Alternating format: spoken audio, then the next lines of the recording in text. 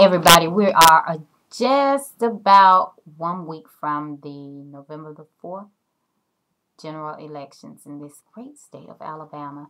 And today we're going to go over the sample ballot, giving you my opinions of who is the most viable candidate. If you are voting straight party, you can do that. However, if you want to shade it in, Democratic Independent Party or Republican Party, you may also vote for a candidate who is not of that party. So you can cross party as well. So say for instance, you want to vote straight Democratic ticket. That's fine. Shade Alabama Democratic Party in. But you want to vote for Weston, for Montgomery County Board of Education District 6. You could go over to your right on that ballot and shade her name in, Dina Weston. She is an independent. So your Democratic votes will apply except for the Board of Education District 6, which you go over and vote Dina Weston, and your vote will count towards her final tally. I don't vote straight anything. I go down the list to vote for whomever I think is most qualified. Maybe a Republican, maybe an independent, or it may be a Democrat. So for the governor, we have two people running, Parker Griffith and Dr. Death Robert Bentley. Call him that because he won't expand Medicaid. By not expanding Medicaid for the citizens in Alabama, about 500 people die a year. That's 1.3 people a day die because he has not expanded Medicaid. Robert Bentley, our current governor, is a doctor. I know. Sounds kind of odd being a doctor and killing off folks by not expanding Medicaid. So he does not have my vote. And we can move on down to Lieutenant Governor. James C. Fields Jr. is running against Kay Ivey. I'm pulling for James C. Fields Jr. Just because Kay Ivey act like she can't count and other discombobulating things that went on during this past legislative session, and I don't know what Foghorn Leghorn is doing, but Kay Ivey, you will not have my vote. James C. Fields Jr., you will have my vote.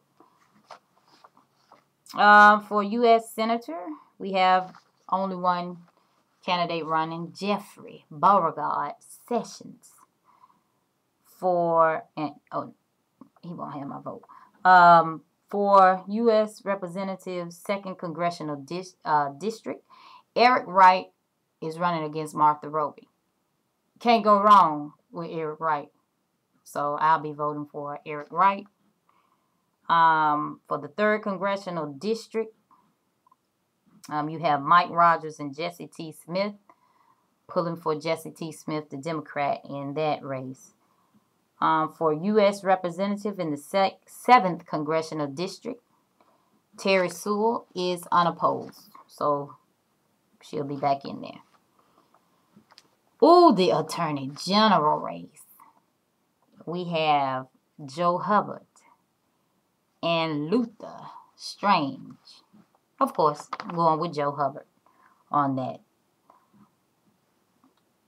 For State Auditor, because I'm skipping over all the judgeships for Associate Justice of the Supreme Court, Greg Shaw. These people are unopposed. The Court of Civil Appeals, place 1, 2. They're unopposed Republicans, so they'll make it back in there. Court of Civil Appeals, place 2. He's unopposed. Criminal Appeals Judge, place 1 and 2. Both of them female Republicans and unopposed. So they'll be back in there.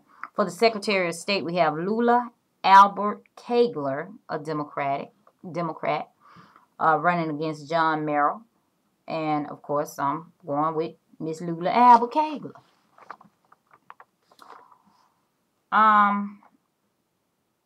For state auditor, the only qualified, certified public accountant, Miranda Kareem Joseph, is running against Jim Ziegler. I'm going with Miranda. Her qualifications are just,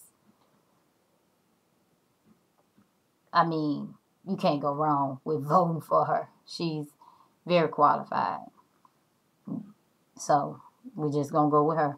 For the Commissioner of Agriculture and Industries, Doug New Blue Smith, the Democrat, against John McMillan. Doug New Blue Smith will have my vote. And the Public Service Commission place 1 and 2, they are Republicans and unopposed. So whatever y'all want to do.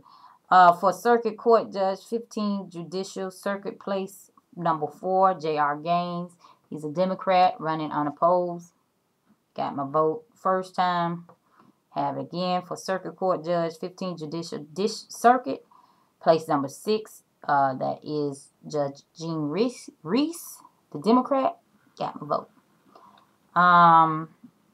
For State Senator, District number 25, Dick Brubaker is unopposed. I'm not in his district, but, you know, I like old Dick Brubaker. For State Senator, District number 26, Quentin Ross Jr. is my senator, and he will again have my vote, even though he's unopposed. We'll vote for him.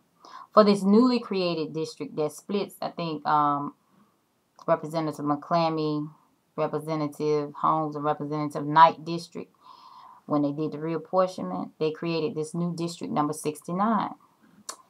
Kelvin Lawrence is a Democrat. Cedric Coley, he's an independent. And Loretta Grant is a Republican.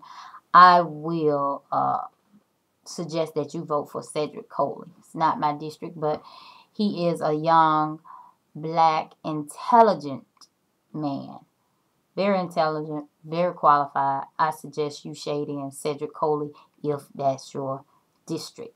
For State Representative District number 74, Zach Buckner is running against Dimitri Polisos.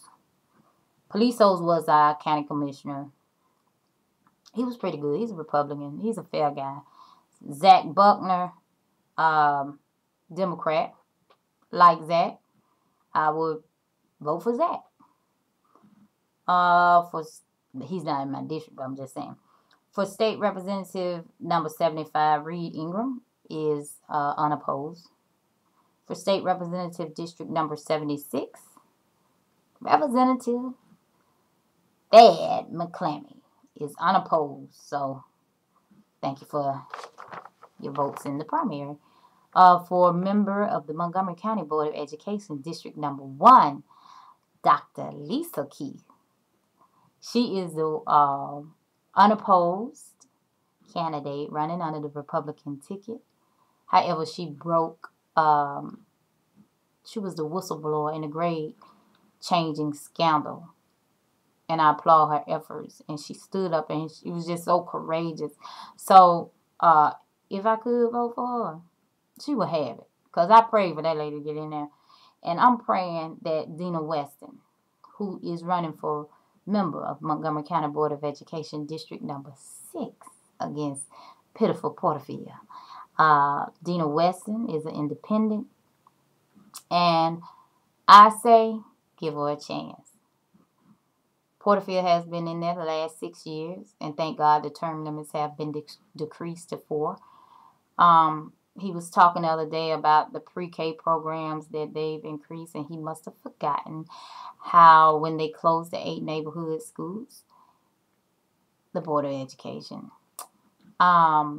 he voted to keep them open. See, when you had a meeting for the meeting, they tell you what to do to hold your hand up and all like this. Then third, you go along with it. Put on a good dog and pony show. That was cute.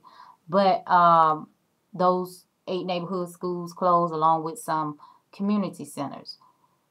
Porterfield is a graduate of Carver High School, which I am a graduate of Carver High School, although he's many moons older than I am. We need a traffic light at the intersection of West Fairview Avenue and Oak Street. Has the man been out there talking about it? And how many accidents have occurred? Okay then. Um, he's not going to any debates, but he did go to the Chappie's Deli debate.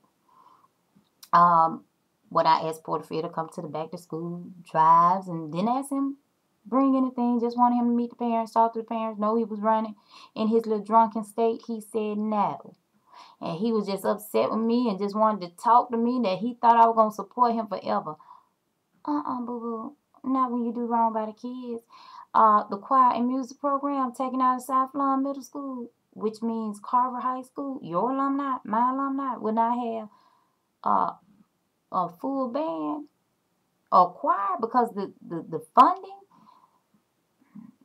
I can't support you. I can't support anybody who is not a stand-up kind of guy. I can't support a person who not only helped to close Macmillan and move the McKee children out of their school that's in his District 6 so that Macmillan Academy could go into their school. Oh, he forgot about that. Yeah, you did that. Also, Porterfield, because we hadn't heard from you in a while. People been calling you. You might want to check your messages. Might want to do that, Mr. Board of Education, District number 6. We don't need you to return calls during election season. You need to be calling people back when they call you if reelected. Prayerfully not. We trying to get people in there who want to save this Montgomery public school system. And I believe Dina Weston is the one to help the other board members do so. So having said that, Porterfield, no, you won't get my vote. Dina Weston, you got it. For State Representative District number 77, John Knight. Yes, I will be shading in John Knight over this David Grimes guy. Because, again, we don't know him. Just can't roll up on us during election season, not campaigning to the black voters. David, because I vote. Black people vote in this district. I don't know anything about you. But I do know about John Knight. And I do know how his voting record speaks for itself. And how he helps in the community. He is legendary. He tries hard in this red house that we have, State House, to make decisions that will better not only District 77, but the entire state of Alabama for the betterment of just your regular, ordinary people trying to make a living.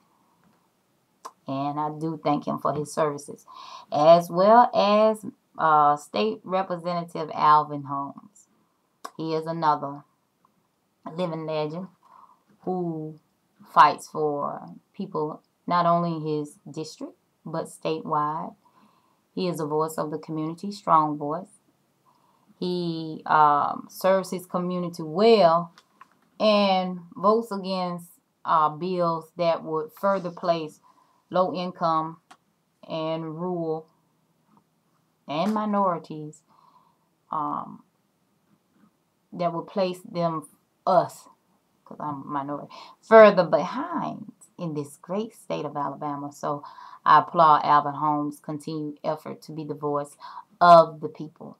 And you can call these individuals anytime. They answer their phone. They return calls. They are out there. John Knight, no tax on the food. He's been fighting that battle a long time. And I ask that he continue to fight that battle on no taxes on food. I ask that Alvin Holmes continues to fight for democracy and justice for minorities in this state. And because he is a voice who is not timid, I thank him for that. I thank him for teaching us about certain issues that would not be brought up publicly if he wouldn't bring it to the forefront so we can understand what's going on. And because I go to the State House to watch them take place in some debates and discussions with citizens, lobbyists, and just anybody who would like to come down to the State House. It's free, it's open. Go down there. Log on your website, and listen to what they're doing. It is very informative, and you will see what and how our state representatives are working for us, those who are. State representative for district number 90 is Walton Hickman and Chris Sales.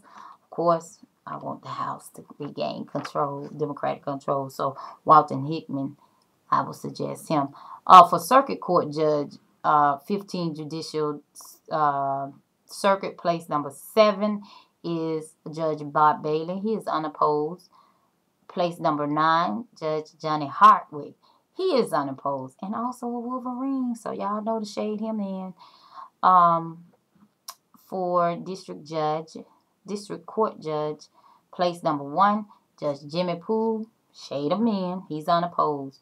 And the big one, the most historical, I think, the most historical competition will be for Montgomery County Sheriff. Derek Cunningham versus Bert Bodyford. Oh, this is going to be good. I am selecting Derek Cunningham because I know his work throughout the community. Don't know anything about Bert Bodyford, but what I read in Squirrel's book. Doesn't seem like a good, fair, clean guy. So I scratched him off. Derek Cunningham has my vote. He is actively involved with the senior citizens and all citizens, but children, senior citizens, and protecting all citizens in the county to the fullest extent of the law. So Derek Cunningham is our guy. For Montgomery County Revenue Commissioner, Janet Buskey, she is unopposed, so, and a Democrat. So those are the offices on the official ballot and the individuals in which I will vote for. So that's the sample ballot, November the 4th, 7 a.m. to 7 p.m. If you need to find out where you are supposed to vote or who you're supposed to vote for, you can log on to myinfo.alabamavotes.gov. That's the website. Go on it. Find out where you are supposed to go and which individuals you are supposed to vote for. What I would recommend is you do not leave your voting precinct unless you vote. Don't leave there. If they say, well, your name isn't on the list, tell them that you want a provisional ballot. But do not leave without voting. If you don't have any ID, that's fine. If 2 people recognize you, 2 poll workers recognize you at your voting precinct, 2 recognize you, you are eligible to vote. Don't go try to get all these state or Alabama new photo voter IDs, because it is a Class C felony. If you get one and have any picture ID, whether it's expired or not, as long as you have one, it's good. Don't just try to go get that new photo voter ID, because it is a felony if you misuse it. That is my take. 7 days into the general election. research, and I will be coming out with the amendments and how I will be voting on the 5 amendments shortly. Thank you.